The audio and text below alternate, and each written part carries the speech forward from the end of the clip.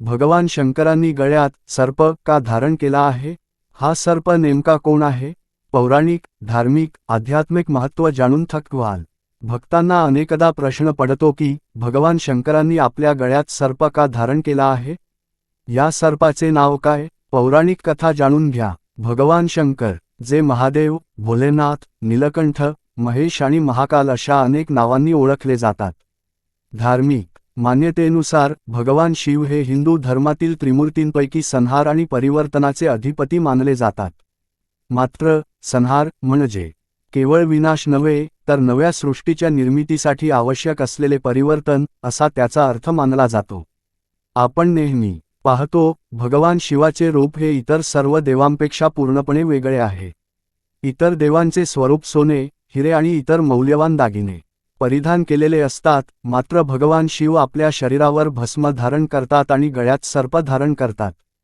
खरं सांगायचं झालं तर भगवान शंकरांच्या गळ्यातील सर्प हे केवळ अलंकार नसून त्यामागे खोल धार्मिक, आध्यात्मिक आणि तात्विक अर्थ दडलेला आहे. शिवाच्या प्रत्येक अलंकाराप्रमाणे सर्पालाही विशेष महत्त्व आहे.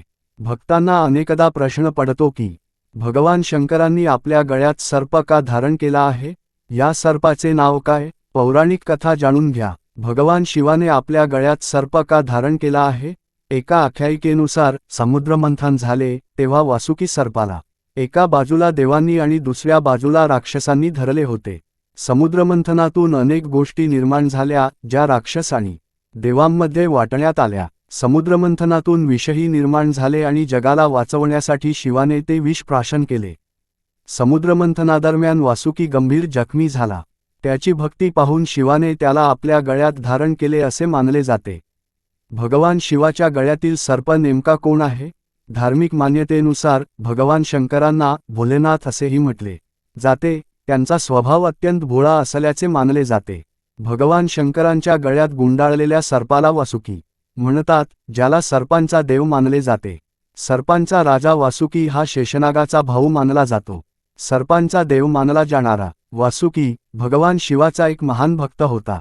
तो शिवाचा प्रिय भक्त आणि सेवक म्हणून ओळखला जातो. समुद्रमंथनावेळी वासुकी नागाने महत्त्वाची भूमिका बजावली होती. त्यानंतर भगवान शंकरांनी वासुकीला आपल्या गळ्यात स्थान दिले अशी पुराणकथा सांगितली जाते. मृत्यूवर विजयाचे प्रतीक सर्प हा मृत्यू, काळ आणि भीतीचे प्रतीक मानला जातो. भगवान शंकरांनी सर्प गळ्यात धारण करून मृत्यू आणि काळावर विजय मिळवल्याचा संदेश दिला आहे. त्यामुळे त्यांना महाकाल असेही संबोधले जाते.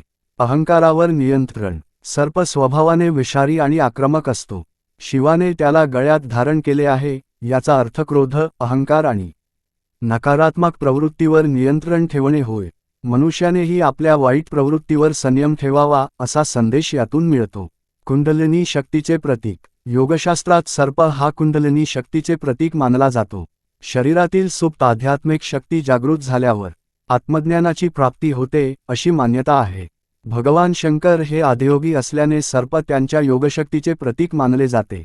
निसर्गाशी एकरूपता भगवान शंकर हे सर्व जीवांचे रक्षक मानले जातात. सर्पासारख्या भयावह प्राण्यालाही त्यांनी आश्रय दिला. यामधून सर्व सजीवांप्रती समान दृष्टी आणि निसर्गाशी सुसंवाद हा संदेश मिळतो.